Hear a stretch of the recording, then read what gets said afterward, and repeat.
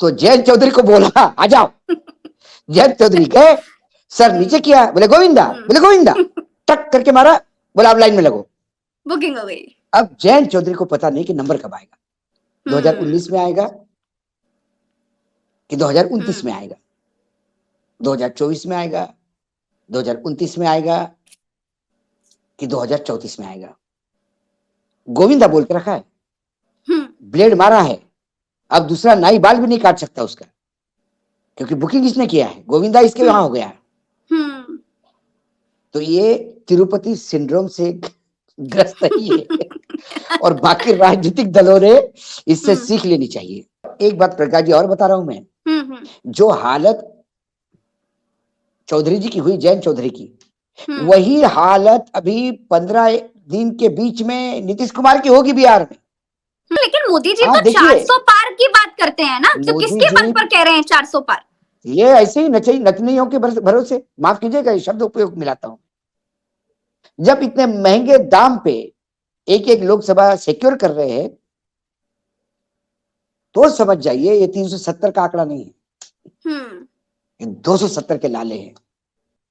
वस्तुस्थिति ये है, पूरे देश में मोदी की गारंटी, मोदी की गारंटी ये बोलने वाले मोदी जी को अब अपनी भी गारंटी लग नहीं रही है, स्वयं की गारंटी नहीं है उन्हें। नमस्कार दोस्तों, 2024 चुनाव को लेकर बीजेपी की संभावित लिस्ट अखबारों में छप गई है और इस बार इस लिस्ट में कई सारे फिल्मी सितारों के नाम है। तो इस बार बीजेपी तमाम फिल्मी सितारों को चुनाव लड़ाते हुए दिख रही है, जिसमें अक्षय कुमार का नाम है, कंगना रनावत का नाम है, क्रिकेटर युवराज सिंह का नाम है, भोजपुरी फिल्म स्टार पवन सिंह का नाम है और इसके पहले भी निरहुआ, रवि किशन, मनोज तिवारी, तमाम फिल्मी सितारों को बीजेपी चुनाव लड़ा चुकी है। तो इस बार का जो सबसे बड़ा सवाल है वो ये है, क्या मोदी मैजिक खत्म हो गया है? क्या अब बीजेपी इन फिल्म स्टार के फैन फॉलोइंग से वोट खोजने के प्रयास में है? 2024 को लेकर जो बीजेपी का हाल है वो बहुत बुरा क्यों होता जा रहा है, बीजेपी का ग्राफ गिरता क्यों जा रहा है? इसी पर बात करने के लिए आज हमारे साथ वरिष्ठ पत्रकार और राजनीतिक विश्लेषक अशोक मार्खिरे सर है। सर आपका बहुत बहुत स्वागत है। सर, बीजेपी की हालत क्या इतनी पतली हो गई है? मतलब जो मोदी जी कहते हैं कि एक अकेला मोदी सब पर भारी, अब फिल्म स्टार्स के सहारे, उनके फैन फॉलोइंग के सहारे वोट हासिल करने के प्रयास में है बीजेपी। देखिए, अब मोदी जी खुद ही बीजेपी पे भारी हो गए हैं। वस्तुस्थिति ये है, पूरे देश में मोदी की गारंटी, मोदी की गारंटी ये बोलने वाले मोदी जी को अब अपनी भी गारंटी लग नहीं रही है, स्वयं की गारंटी नहीं है उन्हें। अब मुझे बताइए, जिसने इतना सारा इंफ्रास्ट्रक्चर का काम किया हो, जिसने विश्व में इतनी प्रतिष्ठा, G20 और ये सारी चीजें बताई जा रही है, जिसने मनमोहन सिंह के 10 सालों से भी अच्छी इकोनॉमी चलाई हो, जिसके हिसाब से उन्होंने देश में राम राज्य स्थापित किया हो, जिसके हिसाब से देश में किसानों की आय बने, किसान की जो MSP है वो 1.5 गुना, एक आधा 50% ज्यादा है उनके लागत से, मतलब प्रॉफिटेबल है। जब यहाँ पे रोजगार इतना हो गया है कि बेरोजगारों को समझ में नहीं आ रहा कि किस जगह जाए नौकरी करने, स्टार्टअप से लेके तमाम, अब हम निर्यात करने लगे हैं हमारे आयुध। आज एक विकास की दर 8% के ऊपर बताई जा रही। जब इतनी सारी चीजें हैं तो मैं मोदी जी की जगह होता तो घर बैठ के ही चुनाव लड़ जाता, और मोदी जी ने कहा भी कि मैं चुनाव का बिगुल नहीं बजाता, मैं तो यूं ही चुनाव लड़ता हूं, लोग जितवा देते हैं। यदि ये सारी फैक्टर है, राम का आशीर्वाद है, अब राम की प्राण प्रतिष्ठा करने के बाद तो यूपी की 80 सीटें उनकी थी, फिर ये जुगाड़ अभियान किस लिए? क्योंकि प्रज्ञा जी, वस्तुस्थिति और सपने, इसमें बहुत सारा अंतर होता है। सपने देखने का अधिकार हर एक को होता है और सपने का कोई लिमिट नहीं होता। आप सपने में अमेरिका का राष्ट्रपति भी बन सकते हो, भले गांव में सरपंच बनने की औकात ना हो। लेकिन जब आप सपनों को यथार्थ में बदलने का प्रयास करते हैं तो उसे आपके कर्मयोग की साथ चाहिए। आपने किया क्या जीवन में?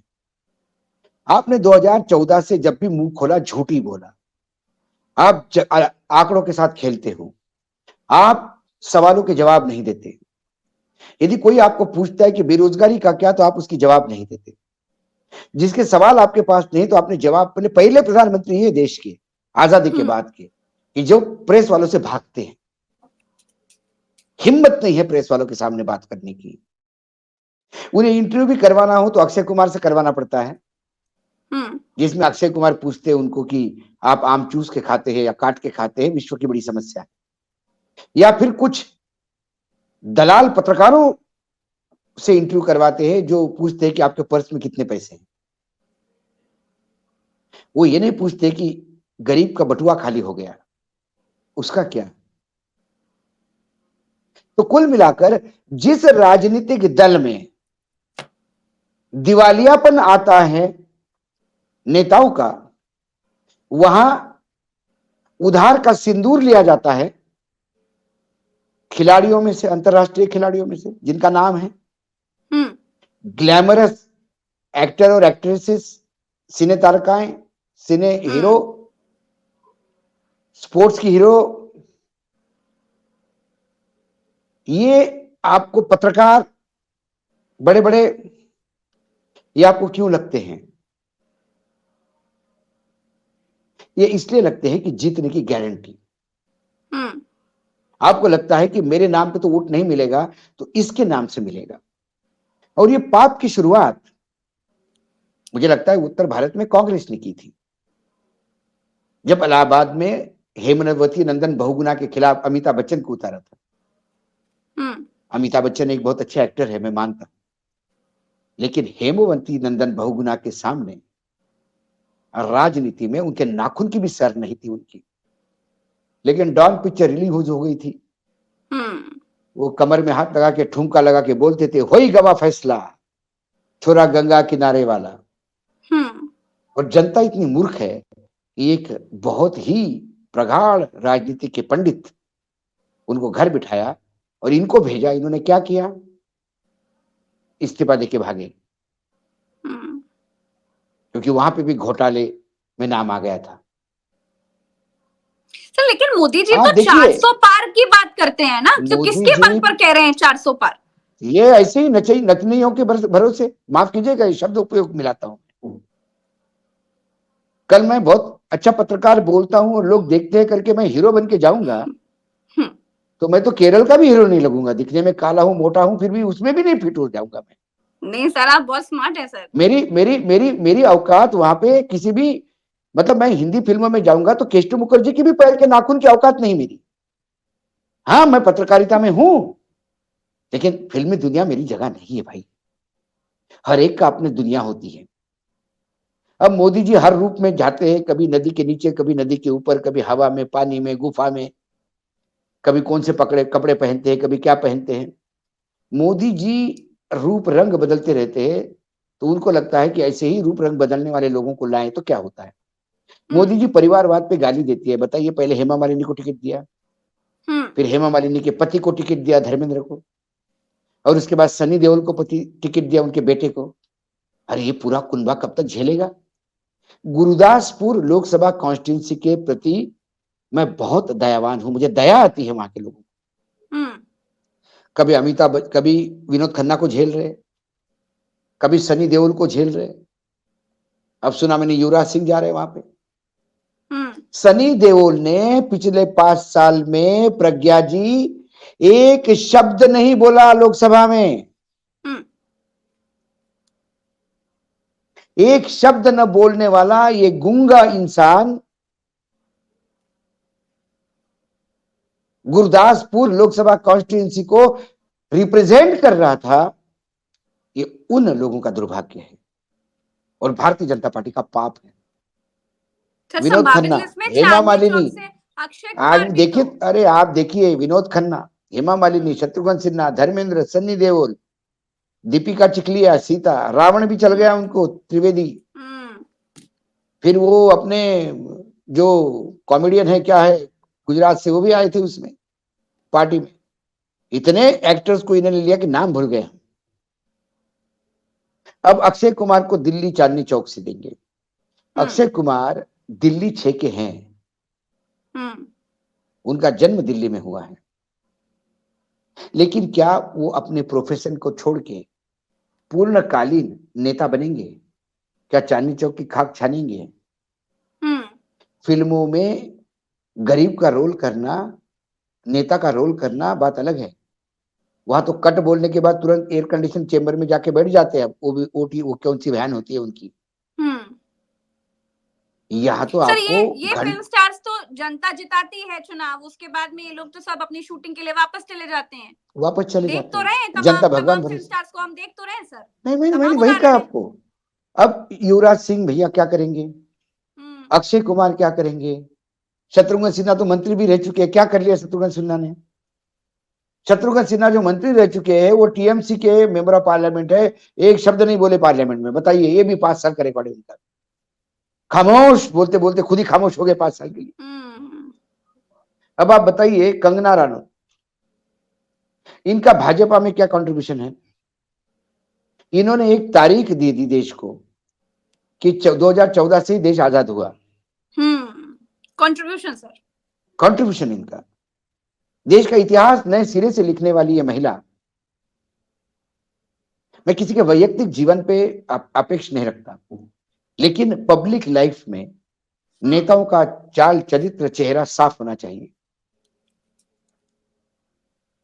जिनके कितने अफेयर है किसको पता नहीं, उनको ही पता नहीं, और ये पब्लिक डोमेन में है। ये छिछा लेकर पब्लिक डोमेन में हुई है। तेरा मेल मेरा मेल, तेरा व्हाट्सएप मेरा व्हाट्सएप, ये सब रिलीज हुआ है। ये लोग अब इनके लिए रोल मॉडल है। पवन कुमार, उसके पहले वो तिवारी जी दिल्ली में अध्यक्ष बने हो। तो भाजपा यह जनसंघ से उपजी हुई पार्टी, और 65 साल तक लगातार सत्ता में न रहते हुए विपक्ष में कांग्रेस का प्रतिकार करते हुए पूरे कष्ट झेलने वाले ये लोग, जिन्होंने डंडे खाए, इमरजेंसी में जेल गए, फर्जी रूप से नहीं, सही मायने में। वो बांग्लादेश की लड़ाई में नहीं कि मैं भी जेल गया था, वो वाले नहीं, सही मायने में, जिन्होंने पीढ़ियां की पीढ़ियां कांग्रेस से लड़ते हुए बर्बाद कर दी, आज वो लोग हाशिए पे है। और ये लोग कल कांग्रेस सत्ता में आएगी या दूसरा कोई पार्टी सत्ता में आएगी तो उनकी जय जयकार बोलेंगे। तो एक्टर से इनको क्या लेना देना। सर एक जैसी स्क्रिप्ट आती है वैसी डायलॉग बोलते हैं। सर एक खबर बता रही हूँ, ये खबर तो पेपरों में भी छप गई है कि इस बार ये सूत्र बता रहे हैं कि इस बार बीजेपी अपने 60 से 70 सांसदों का टिकट काट रही है। तो भाई सिटिंग एमएलए का टिकट पहली बात तो क्यों काटना चाह रही है बीजेपी, ये बात, और दूसरी बात की काट रही है तो काट रही है, और बाद में जिस तरह की संभावित लिस्ट में हम देख रहे हैं कि हीरो हीरोइंस के नाम है, तो ये बीजेपी मतलब का ग्राफ इतना कैसे गिरता जा रहा है सर। देखिए ये गुजरात का, प्रज्ञा ये गुजरात का मॉडल है। अच्छा, गुजरात में नरेंद्र मोदी जी हर विधानसभा में यही से करते थे, सब विधायकों के टिकट काट दिए और बोलते थे कि मेरे खिलाफ एंटी इनकम्बेंसी नहीं, और एंटी इनकम्बेंसी के नाम पे बोलते थे कि नए उम्मीदवार लाओ, पुराने उम्मीदवार के खिलाफ उसका पाप चलने दो। यदि मोदी जी को लगता है कि मोदी की गारंटी है, यदि मोदी जी को लगता है उनका चेहरा है, यदि मोदी जी को लगता है कि उन्होंने विकास के काम किए हैं, यदि मोदी जी को लगता है कि उनको जो बोल रहे हैं वो सच्चाई है, उसमें कोई फरेब नहीं, तो फिर मोदी जी के नाम पे तो कोई भी चुनाव जीत लेगा।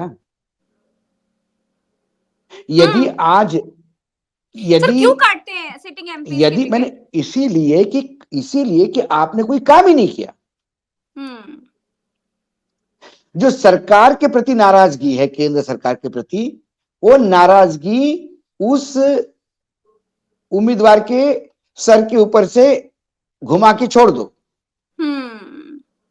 लायक कौन तो प्रधानमंत्री, नालायक कौन तो सांसद, दूसरा लाइए लायक। 5 साल बाद ये भी नालायक निकला, दूसरा लाइए। आप जिसको बार बार नालायक करके चेंज कर रहे हैं वो बोलता है आका मेरी औकात क्या है। सारा तो आप ही देख रहे थे, मैं तो वो ग्रह हूं जो सूरज से रोशनी लेता है। मेरा दोष क्या यदि मुझ पर अंधेरा हो गया तो?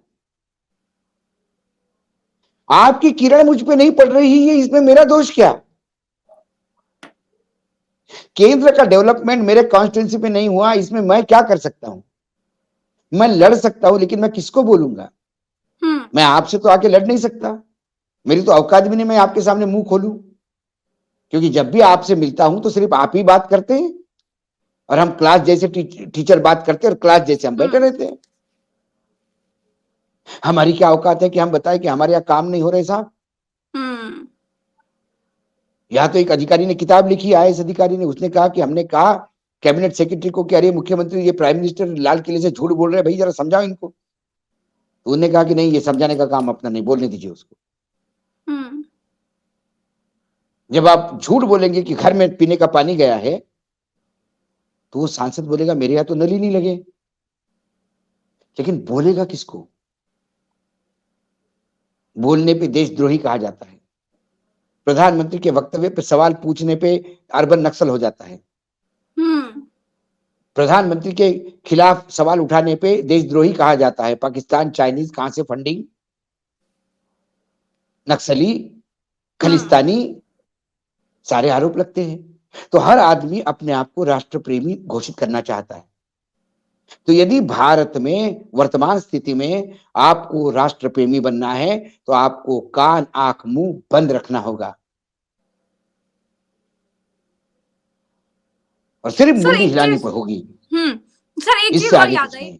मुंडी हिलाने की बात से एक बात याद आई, आरएलडी के साथ बड़ा खेला हो गया इधर यूपी में। इधर बात ये चल रही है, सूत्र बता रहे हैं कि 2 सीटों में समेट दिया आरएलडी को। इधर इंडिया में जो 7 पा रहे थे, वहां 2 मिल गया। सम्मान की बात कर रहे थे, सम्मान में 2 वाला सम्मान अच्छा लगेगा जयंत चौधरी को। क्या होता है प्रज्ञा जी, आप कभी तिरुपति गई कि नहीं पता नहीं। गई हूँ सर। तो एक मैं उस सिस्टम को तिरुपति सिंड्रोम कहता हूँ। तो तिरुपति में क्या होता है, 2 सिस्टम है। आप गेस्ट हाउस में बैठिए, थोड़ा ज्यादा पेमेंट दे दीजिए, नाई आके बाल आपके उतार के जाता है घर पे, बिल्कुल। और एक होता है लाइन पे लगना। तो जब मैं पहली बार गया तो मैंने कहा नहीं, भगवान के यहाँ आए हैं, पैसे का प्रदर्शन नहीं करेंगे, हम लाइन में लगेंगे। तो हम वहां गए, तो वहां एक नाई बाल काट रहा था। हम जैसे उन्हें मेरे को देखा, हाथ लगाया, आ जाओ आ जाओ आ जाओ। मैं गया उसके पास, बोला ये निकालना। मैं हाँ सर। बोला झुको नीचे। मैं नीचे झुका। बोला गोविंदा बोलो। मैंने बोला गोविंदा। उसने ट्रक करके इतना काटा, थोड़ा बाल निकाला ऐसा। बोला खड़े हो जाओ। मैं खड़े हो गया। बोला आप लाइन में लगो, 4 घंटे बाद नंबर आएगा। तो मैंने किसी ये क्या है था? बोले ये बुकिंग था। अच्छा। तो जयंत चौधरी को बोला आ जाओ। जयंत चौधरी गए, सर नीचे किया, बोले गोविंदा, बोले गोविंदा, टक करके मारा। बोला आप लाइन में लगो, बुकिंग हो गई। अब जयंत चौधरी को पता नहीं कि नंबर कब आएगा, 2019 में आएगा कि 2029 में आएगा, 2024 में आएगा, 2029 में आएगा कि 2034 में आएगा। गोविंदा बोल के रखा है, ब्लेड मारा है, अब दूसरा नाई बाल भी नहीं काट सकता उसका, क्योंकि बुकिंग इसने किया है, गोविंदा इसके वहां हो गया है। तो ये तिरुपति सिंड्रोम से ग्रस्त ही है। और बाकी राजनीतिक दलों ने इससे सीख लेनी चाहिए। भाई उन्हें बहुत धन्यवाद दिया, उन्होंने कहा था मेरे पास शब्द नहीं है ये कहने को कि आपने भारत रत्न दिया मेरे दादाजी को। अब आपने भारत रत्न देने के लिए आपके पास शब्द ही नहीं कहने को, इतना बड़ा धन्यवाद दे दिया, तो आप चुप रहिए। अब किस सीट की बात कर रहे हैं? दे तो दिया है भारत रत्न। क्योंकि उनको किसान आंदोलन के चलते उनको यह समझ में आ गया है कि हमने गलत दांव खेला। जिसको हम हाथी समझ के लाए थे, हाथी का बच्चा, वो कुछ और ही निकला। तो जंगल तो वापस भेज नहीं सकते, तो बाहर टांग के रख दिया है। तो उनकी स्थिति बहुत दयनीय है। मुझे दया आती है, मुझे चरण सिंह जी जैसे महान नेता के पोते पे ऐसी स्थिति आ जाए, और ये अपने हाथ से की है। क्या है, जब चौवन्नी उठाने जाओगे जमीन से, तो पॉकेट पे हाथ रखना होता है, नहीं तो उस चौवन्नी के चक्कर में पॉकेट से रुपया गिर जाता है। जयंत चौधरी के साथ ऐसा ही हुआ। सर एक बात अब और ना है, घर के ना रहे ना घाट के रहे, और इसके तमाम विरोधी पक्ष पार्टियों को इस बात का, और एक बात प्रकाश जी और बता रहा हूं मैं, जो हालत चौधरी जी की हुई, जयंत चौधरी की, वही हालत अभी 15 दिन के बीच में नीतीश कुमार की होगी बिहार में। नीतीश कुमार को तेजस्वी यादव ने इनवाइट कर दिया है दोबारा आने के लिए। 3 मार्च आने को के एक लिए, बहुत बड़ी रैली कर रहे हैं लोग, कह रहे हैं लेकिन बिहार इसके नीतीश फेला हो पहले, सकता है।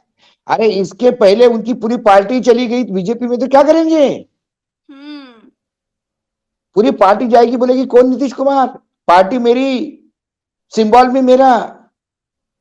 नीतीश कुमार शरद पवार जैसे घूमते रहेंगे इधर उधर, फिर उनको एक नया सिंबल मिलेगा। ये भाजपा है, ये डील करती है, और जब सौदे होते हैं तो उसमें बार्गेन होता है, हार्ड बार्गेनर। और भारतीय जनता पार्टी ने, ये मुझे कई बार ऐसा लगता है कि भारतीय जनता पार्टी को धन्यवाद भी देना चाहिए। ये आयराम गैराम की औकात उन्होंने दिखा दी। सर क्या लगता है, पलटेंगे नीतीश कुमार, पलटेंगे दोबारा? नीतीश कुमार पलट भी गए तो इज्जत नहीं रही, और जहां वो है वहां पे भी इज्जत नहीं है। अब बची हुई राजनीतिक जिंदगी सिवाय बेइज्जती के नीतीश कुमार के पास कुछ नहीं है। सर हरियाणा में अच्छा जाट वोटर बहुत हैं, और एक सर्वे आया आज तक का जिसमें ये बताया गया कि इस बार बीजेपी की हालत बहुत खराब है हरियाणा की तरफ। तो पिछली बार वाला जो प्रदर्शन है वो इस बार बीजेपी नहीं दोहरा सकती है। तो इस बार आपको क्या लगता है, क्या वाकई जो ग्राफ है बीजेपी का वो इस बार 2024 के चुनाव में गिरता जा रहा है? देखिए, वो 370 की बात करते हैं, मैं 270 की बात करता हूं। टारगेट 272 का है, लाले 272 के पड़े हुए हैं। मुख्य प्रॉब्लम ये है, लाले पड़े हुए हैं सर, लाले पड़े हुए हैं। इसीलिए सीबीआई एक्टिव है, इसीलिए एक्टर्स को उतारा जा रहा है, इसलिए एक एक सीट की कीमत देखिए। जयंत चौधरी की एक सीट की कीमत एक भारत रत्न। महाराष्ट्र में नांदेड़ नाम के कॉन्स्टिट्यूंसी की एक सीट की कीमत एक राज्यसभा। अशोक चव्हाण को राज्यसभा दी उन्होंने कांग्रेस से लाके अपने पार्टी में। तो किसी ने कहा कि इनका फायदा क्या हुआ? अशोक चव्हाण तो लोकसभा हार चुके थे, मतलब अशोक चव्हाण को राज्यसभा देके उन्होंने नांदेड़ की लोकसभा सीट की गारंटी ली है। बस एक लोकसभा सीट की कीमत एक राज्यसभा। जब इतने महंगे दाम पे एक एक लोकसभा सिक्योर कर रहे हैं तो समझ जाइए ये 370 का आंकड़ा नहीं है, ये 270 के लाले हैं। तो सर अगर इसीलिए ये एक्टर और प्लेयर और ये सब, गौतम गंभीर थे हमारे यहाँ, मेरे सांसद है वो, मैं जहां रहता हूं जी, वो इतने गंभीर रहे पूरे 5 साल, तो उनके गंभीर्य को देखते हुए कोई कॉन्स्टिट्यूंसी का आदमी भी नहीं जाता था, ना कुछ कहा ना कुछ करा। बिल्कुल ठीक बात है सर। तो इस बार आपको सर सबसे एक बड़ा सिंगर दिया था कारण क्या लग उन्होंने, रहा है? ये सबसे बड़ा कारण गिरने का और मोदी का मैजिक खत्म होने का कारण? Non performance. अच्छा, 2 कारण हैं। जिस हिसाब से आपने बाकी विचारधारा के लोगों को पार्टी से जोड़ा, उससे पार्टी के अपनी विचारधारा वाले जो पिछले सालों से पार्टी के लिए खप रहे हैं वो घर बैठ गए। तो जो दिन रात घर का रोटी खाकर पार्टी के लिए काम करने वाली फौज आपके पास कम हो गई, और ये जो नया आपने लाए हैं वो कांग्रेस के आदी है। चुनाव के टाइम पे पैसा मिलता है, खड़े हो जाते हैं, जीत गए नहीं जीत गए जयराम। Point number 1। दूसरा, डिलीवरी नहीं है। मोदी जी की नीति और नियत में शक नहीं है, मोदी जी का क्रियान्वयन 0 है। बातें बड़ी बड़ी होती है, स्थितियां वही की वही हैं। तो लोग कब तक बातों के भरोसे चलेंगे? बातों से पेट नहीं भरता ना। फिर एक लाभार्थी का क्लास है, तीसरा कारण। लाभार्थी को देखिए प्रज्ञा जी, यदि आपने अपने यदि घर पे कोई काम करता है, उसको आपने हर महीने सोचा कि अरे इसके पास साइकिल नहीं, इसको साइकिल दे दो, इसके पास ठंड पड़ी, कपड़े नहीं, इसके लिए कपड़े खरीदो। आप 1 साल करके देखिए, अगले साल वो अपना अधिकार समझने लगता है। फिर वो आपको बात करता है, मैडम वो साइकिल चला के अब कब तक चलाऊं साइकिल, मुझे स्कूटी खरीदना है, आप स्कूटी दे दीजिए। उसका अधिकार हो जाता है। तो ये जो लाभार्थी वाले हैं, ये 1 साल तो लाभार्थी रहते हैं, अगले साल वो अपना अधिकार समझ के और ज्यादा मांगने लगते हैं, और वो जो डिमांडिंग क्लास है वो आपके खिलाफ बोलना शुरू करता है। 5 किलो अनाज के लिए पहले धन्यवाद, अब बोलता है 5 किलो अनाज से क्या होता है, बाकी खर्चे नहीं है क्या, और अनाज क्या ये अपने घर से दे रहा है क्या, अपने खेत से ला रहा है क्या। जो कल तक धन्यवाद दे रहा था आज डिमांडिंग हो गया, और जब डिमांडिंग हो गया है तो अपने तेवर खड़े करता है। वो एक क्लास है जो छिटक रहा है इनसे।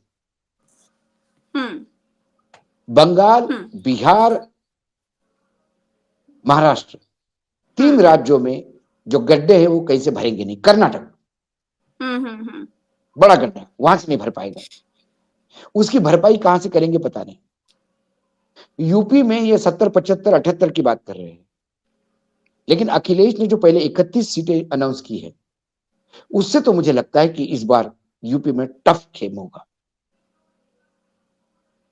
आप 62 भी बचा पाओगे कि नहीं, ये सवाल है।